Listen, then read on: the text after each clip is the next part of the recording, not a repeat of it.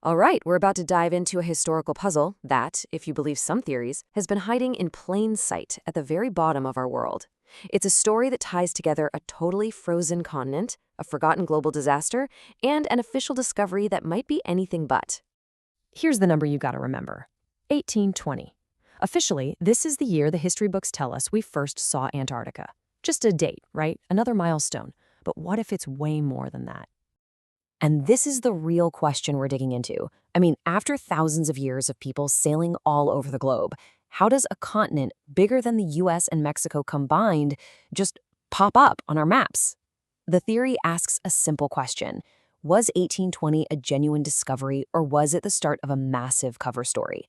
Okay, so let's start with the discovery itself, because when you look closely at the official story, some of the details start to feel, well, a little off. You see, the thing about the official discovery is the timing. It wasn't one ship that stumbled upon it. It was three different expeditions from three competing nations: Russia, Britain, and the US. And they all showed up in this unknown place within months of each other. Is that an incredible coincidence? Or were they all following a map to the same spot? This quote right here gets to the absolute heart of it. Was this pure trailblazing exploration?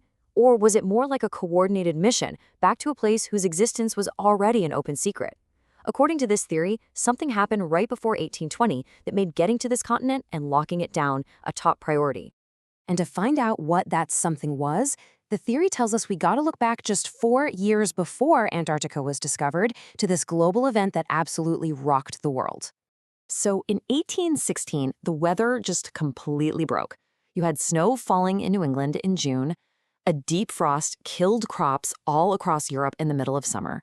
It was a time of famine, riots, people fleeing their homes, all because the sun seemed to go dim and this weird haze just hung in the sky.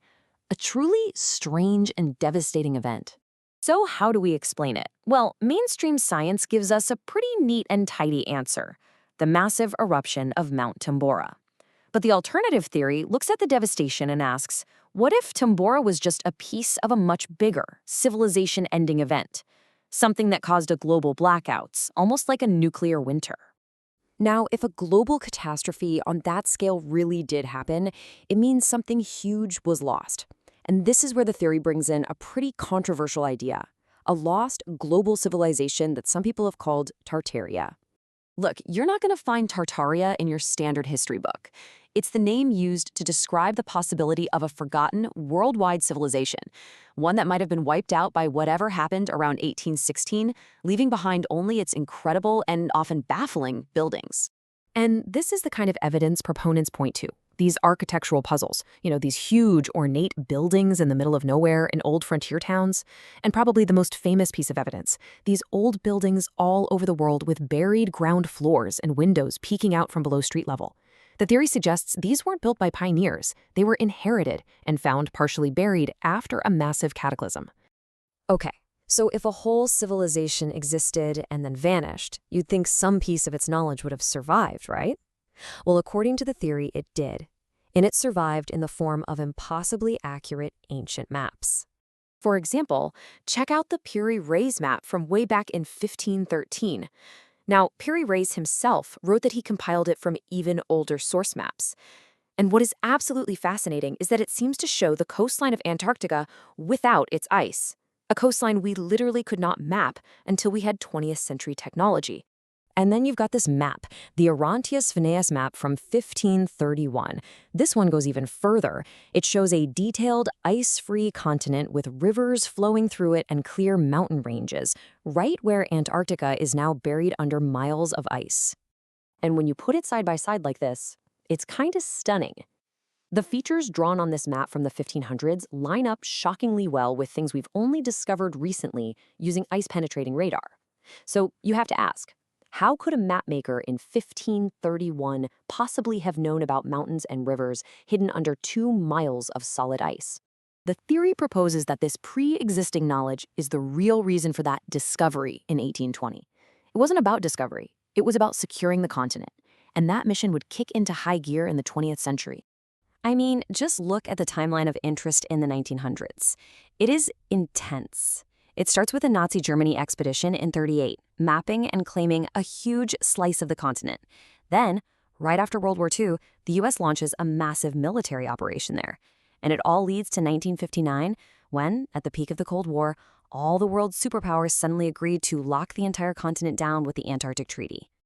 And just so you get the scale here, Operation High Jump was not some small science trip. We are talking about a full-scale military deployment. Nearly 5,000 people, an aircraft carrier, 13 other ships, dozens of aircraft. That is an incredible amount of military might to send to a continent that supposedly has nothing on it but ice and penguins. So when you put all these pieces on the table, the very suspicious discovery, the global catastrophe, the impossible ancient maps, and the sudden modern military interest, a very clear pattern starts to take shape. So let's just walk through the proposed timeline one more time. First, a massive cataclysm resets the world. Next, a newly frozen continent is rediscovered and quietly secured. Ancient maps suggest they knew it was there all along. Then, in the modern era, the world powers race to it, and finally, they all agree to a treaty that effectively seals it off from the rest of us. According to the theory, each step leads logically right into the next. And that brings us to the physical mystery at the very heart of all this. Underneath all that ice is a hidden world. Mountain ranges taller than the Alps, huge lakes, ancient riverbeds, a landscape we've barely even scratched the surface of. Is it just interesting geology, or could it be something more? And that is the final provocative question this entire theory leaves us with. If this chain of events is more than just a series of wild coincidences, then the incredible, unprecedented global agreement to restrict access to Antarctica really makes you wonder, what is down there that required such an extraordinary effort to protect? What were they protecting then, and what are they still protecting now?